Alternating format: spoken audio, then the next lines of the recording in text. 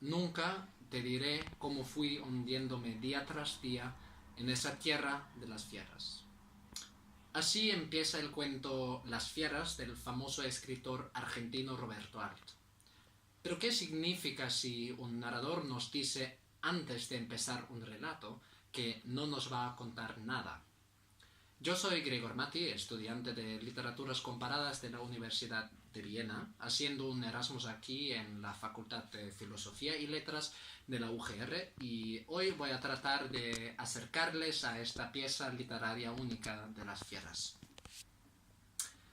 En el cuento de las fieras, escrito en 1933 en Buenos Aires, nos encontramos en el bar Ambos Mundos, con un narrador que nos va a describir el mundo de la clase social más baja de Buenos Aires de los años 40.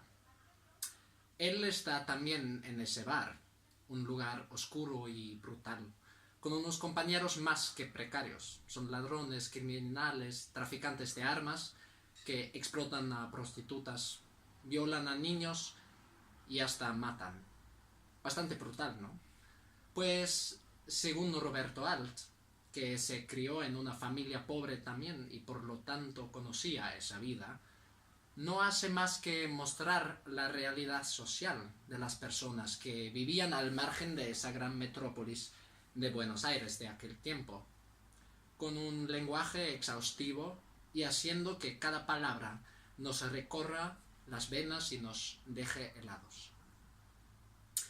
El narrador se encuentra entre esas fieras, que son personas tan desechadas de la sociedad que no pueden nada más que vivir esa vida brutal y llegar a convertirse en unas bestias verdaderas para sobrevivir. Aunque esto no es todo, otro factor importantísimo de la historia y un misterio es una mujer burguesa, la ex amante del narrador, a la que él no para de recordar.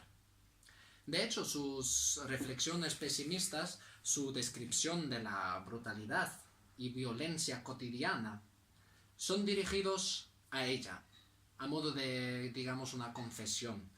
Y a pesar de que viven en la misma ciudad, se puede observar esos dos mundos que los separan.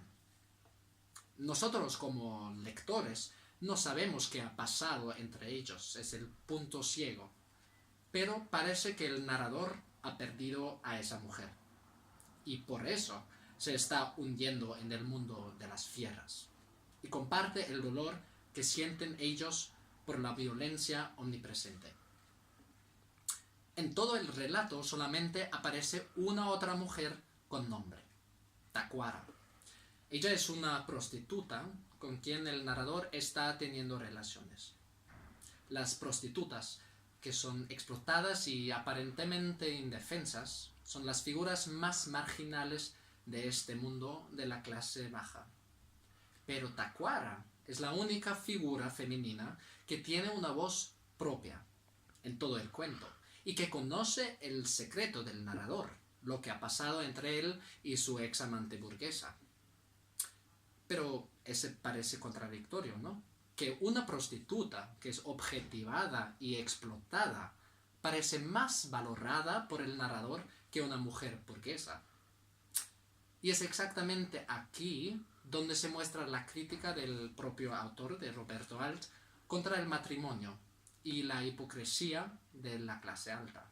Porque para Alt, la burguesía al final tenía los mismos instintos animales, la misma inclinación de ser fieras, pero lo ocultaban por su moral burguesa, que no les permitía seguir esos instintos, por supuesto. Así las mujeres de la clase alta también eran como prostitutas al final para Alt, solamente que ellas no recibían dinero por tener sexo, sino que en realidad se vendían por una vida económica y estable de matrimonio, por un amor fingido, una mentira. Ellas son las verdaderas prostitutas. Alt ve a las prostitutas como personas honestas y de confianza, porque ellas no mienten, dejan claro ese intercambio entre sexo y dinero, mientras el matrimonio en la clase alta era una de las pruebas más obvias de la hipocresía burguesa. Pues esa crítica puede parecer un poco hipócrita al lector de hoy, porque el propio Al se casó 2 veces, aunque las condiciones económicas no eran las mismas.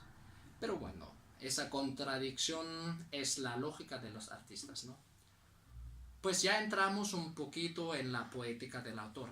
Hay que decir que en toda obra de arte, las prostitutas y otros personajes subalternos son los más importantes, porque son justamente ellos los que crean historias, los que crean ficción.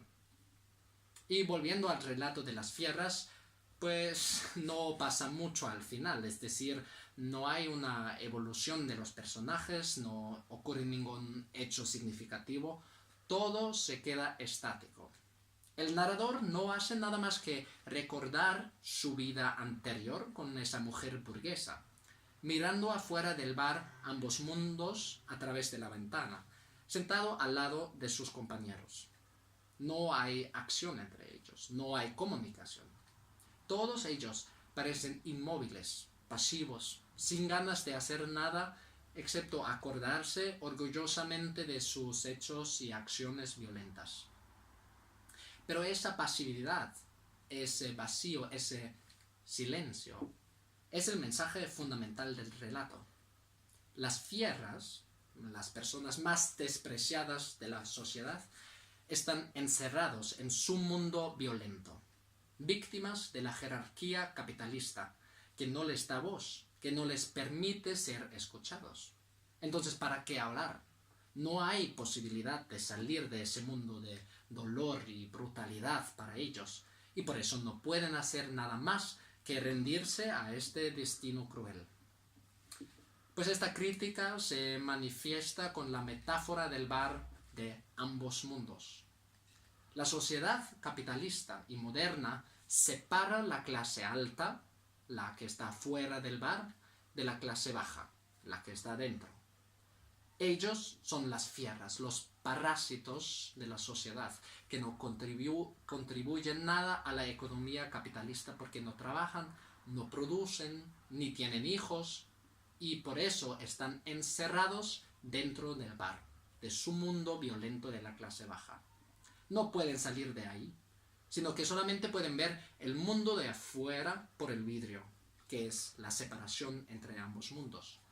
Ellos son infrahumanos, captados en el silencio impotente.